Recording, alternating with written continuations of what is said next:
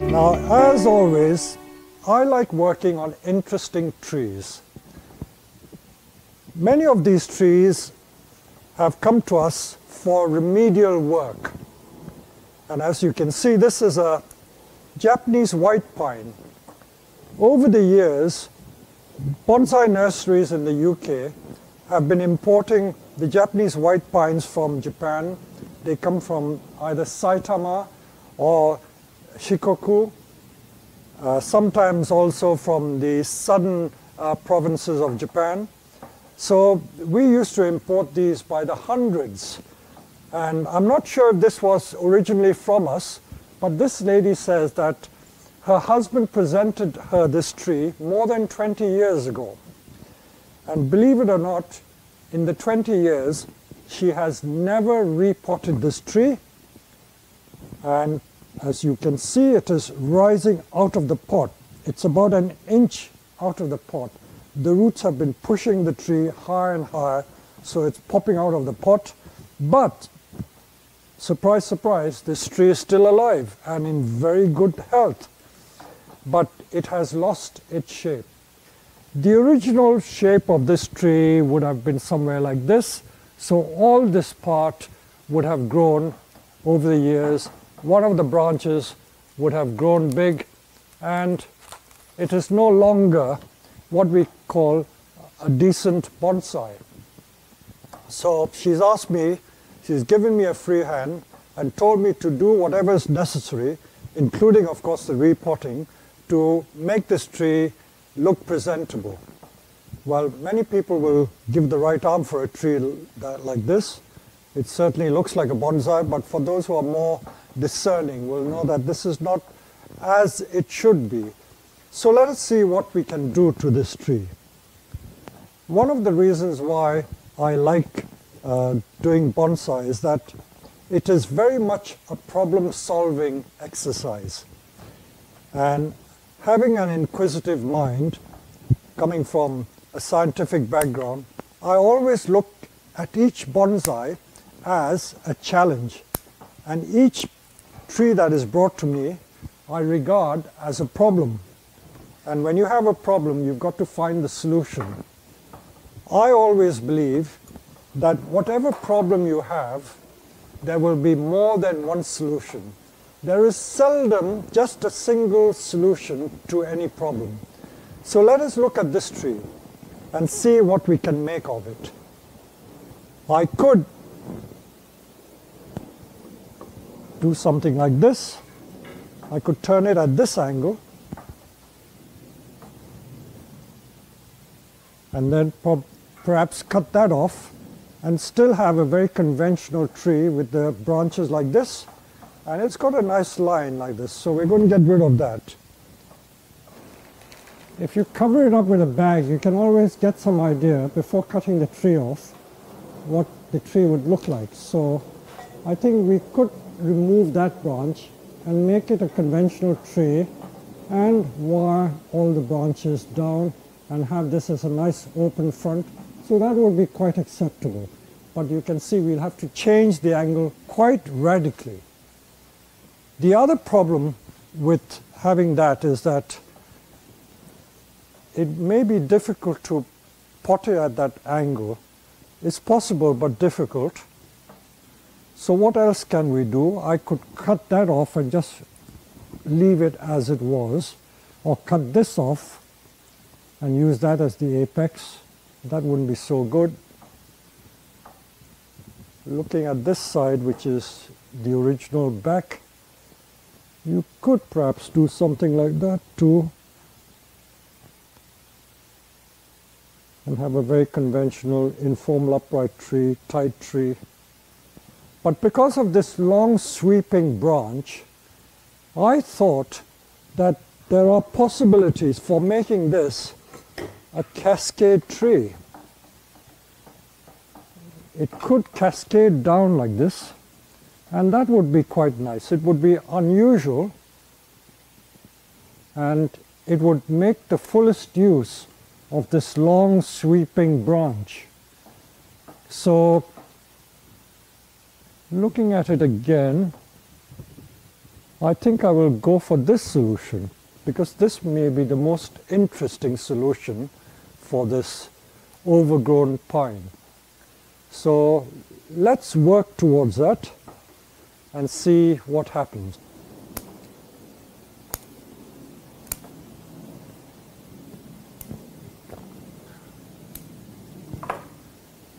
Because I'm going to try and bend this, I might do the branch splitting technique where I use a branch splitter to split this trunk to make it come down a little more. We did a YouTube video where I showed you the use of these different tools, and this tool is what we call the branch splitter. It's different from the ordinary branch cutter. It's got these very, very sharp blades, and they're almost like incisors. So when you pierce the trunk, let the blades meet. So you go all along the trunk, and I'm going to split this thick trunk down the middle, so I have two thinner pieces of trunk which will make it easier to bend, because I want to bend it over there, so this becomes more bendable. So it won't kill the tree. In case you think it will kill the tree, it won't, because the sap will continue to flow up and down the trunk. Very useful tool to have, and it's particularly useful for working on conifers. Not so much deciduous trees, but conifers would benefit from this. See, already it's feeling much easier to bend. So I'm going to bend it down. Now I have to take that branch down, so I have to anchor it on something. So I'll probably anchor it on that. And the grade of wire I use will have to be quite thick. When I say quite thick, I think this is only like 3.5 millimeter wire. So I'm going to take it all the way down. So this is the length of wire I need.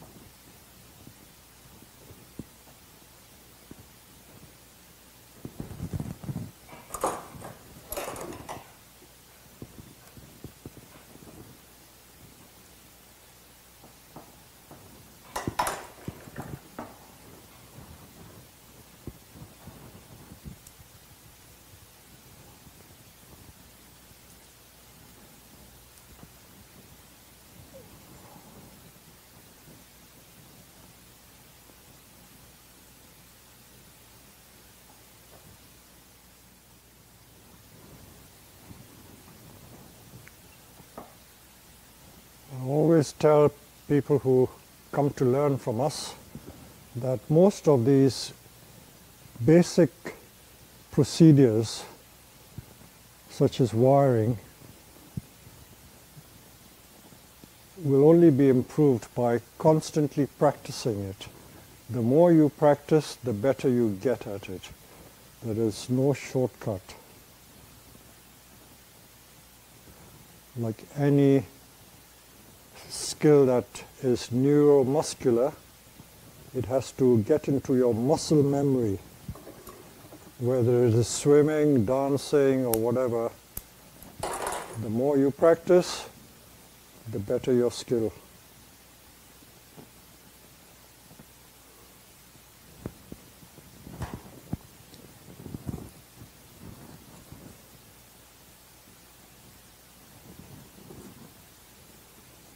Okay, we've put a double coil of wire. You can see it's meant to be tidy like this.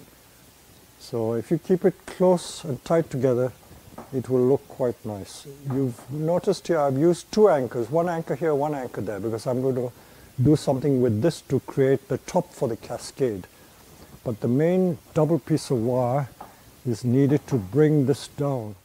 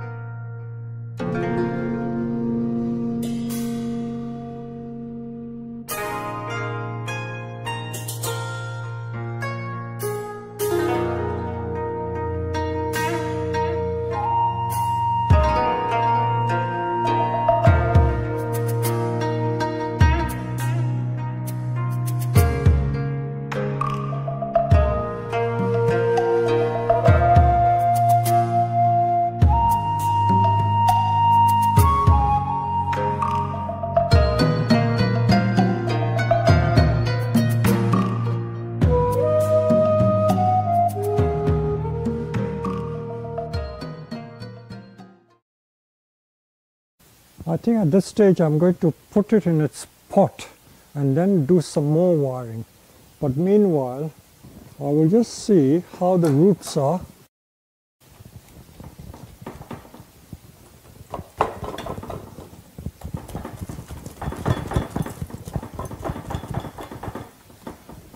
It's absolutely solid.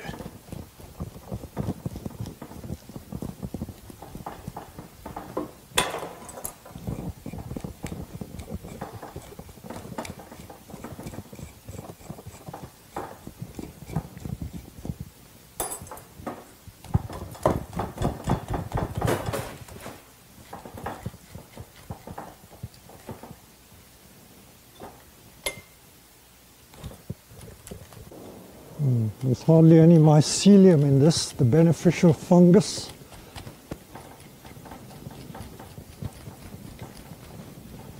And I've got a cascade pot. So the tree is going to be like this, so it's like a semi-cascade tree.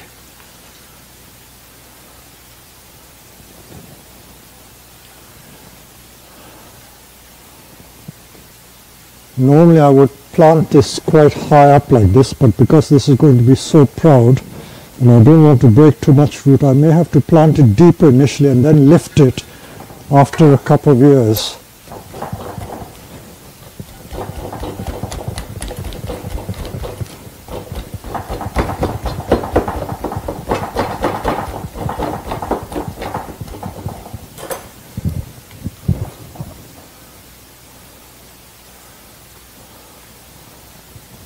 So I'm going to just pot it. I don't need to show you the potting process. I'll get it done and then I will continue to do the wiring. I've now potted this tree up in the cascade pot. I couldn't cut away too much of this root for fear of taking too much root off, so it's a bit proud, and I've had to set it more this side. In a couple of years' time I could raise the tree more and push the trunk further that side, but for now I've got to leave it on the edge of the pot out of sheer necessity, because this will be better for the tree. So you can now see the final effect. This is the back of the tree where there are more branches. I haven't wired every single twig. You can wire every single twig to give it more definition, but for the purposes of this YouTube exercise, if we compare it with the original tree, you will see that it is quite different from how we started off. And this is a very respectable semi-cascade tree where we've got some pads of the branches coming down and this branch coming this side. We could tie it guy wire and bend it more this way, and it's got a little apex. So once this grows strong, we can create more of an apex, and the beautiful trunk line here, we've exploited that to the full rather than just cut the tree off there, which we could have done. And we have this lovely semi-cascade. This is one of the back branches. There's several back branches. So I hope you've enjoyed seeing how we've done this tree, and including the repotting of this tree. I think we've spent in total about 30 minutes, although the YouTube video will be shorter than that, and it can just give you some idea as to how quickly you can transform a tree that has lost its way and bring it back to some semblance of its grandeur. It's not a big tree.